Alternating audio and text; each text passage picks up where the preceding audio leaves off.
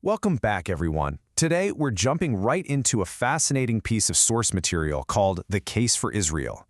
We're going to systematically explore its historical arguments about the origins of violence in the Middle East. Now, just to be super clear up front, my role in this explainer isn't to tell you what to think or to take any political side. I'm just here to be your impartial guide through the text. We're going to directly map out the author's claims and break down a highly debated historical narrative just so you can really understand the foundation of their perspective.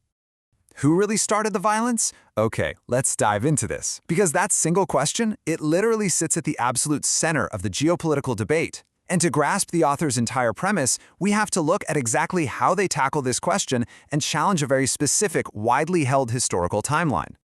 Chapter 1. The 1948 Myth.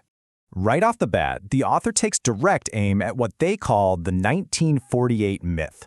That's the popular assumption that the regional conflict, and really the whole cycle of violence we see today, originated with the creation of the State of Israel in 1948, and that Israeli aggression upon its founding is what caused the conflict. But the author asserts a totally different timeline.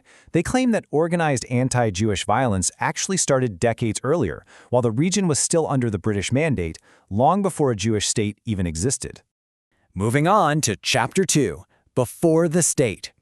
To back this point up, the text actually asks us to travel back in time. The author highlights the riots of 1920 and 1921, the brutal massacres in Hebron and Safed in 1929, and the Arab revolt spanning from 1936 to 1939. And the author emphasizes a really critical detail here to show that violence was a pre-existing condition. They point out that these attacks were not aimed at newly arrived settlements. In places like Hebron, for example, the text explicitly notes that the victims were long-established Jewish residents who had lived in the land for generations. The text makes a very specific claim about the motivation behind these events, stating, Jewish communities were attacked because they were Jewish, and because their presence in the land was itself seen as intolerable. And honestly, that brilliantly illustrates the text's core argument regarding the motive.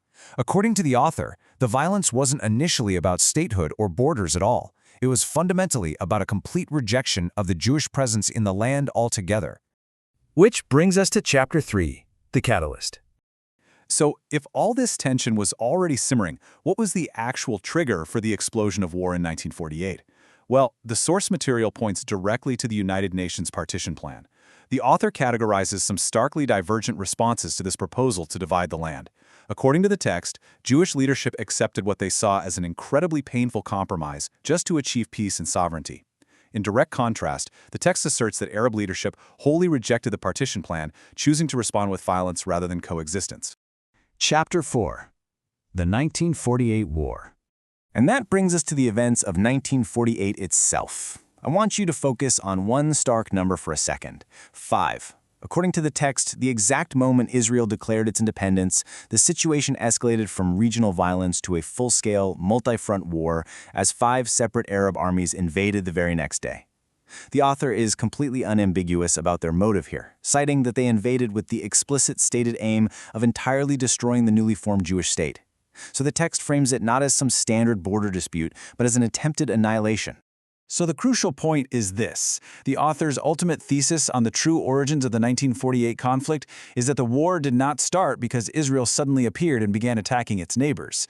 Instead, the text argues the war began because the Jewish people sought sovereignty in their ancestral homeland and were immediately met with violent rejection and organized attempts at their destruction.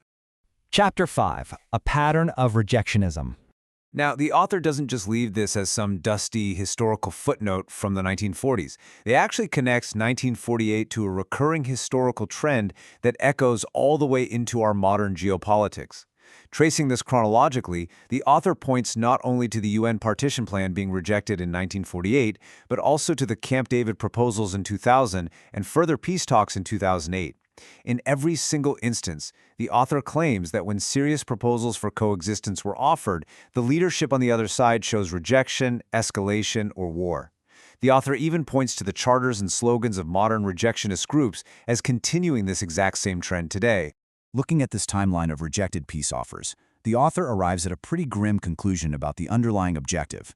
The text argues that, historically, the primary goal driving this conflict has often not been the establishment of a Palestinian state living peacefully alongside Israel.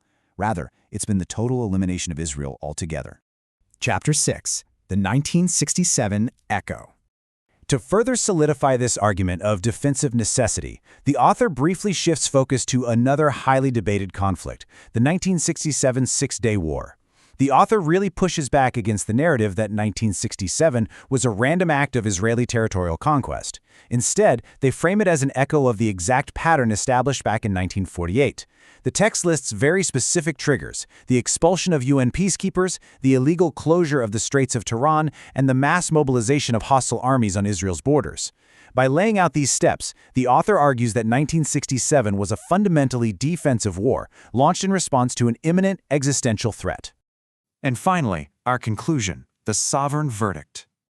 As we wrap up this explainer, we can really see how the author systematically attempts to dismantle the 1948 myth. By pulling evidence from the British Mandate period, analyzing responses to the UN partition plan, and tracing this decades-long pattern of rejected peace offers, the text builds a comprehensive case that regional violence is rooted in a long-standing rejection of Jewish presence and sovereignty. Which leaves us with this final provocative thought directly inspired by the author's arguments. If organized anti-Jewish violence in the region truly predated the state of Israel by decades, how does that fundamentally reshape our understanding of the conflict today?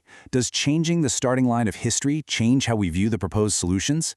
It's a question that challenges us to look closely at how historical memory shapes modern reality. Thanks so much for joining me on this deep dive into the text, and keep questioning the history behind the headlines.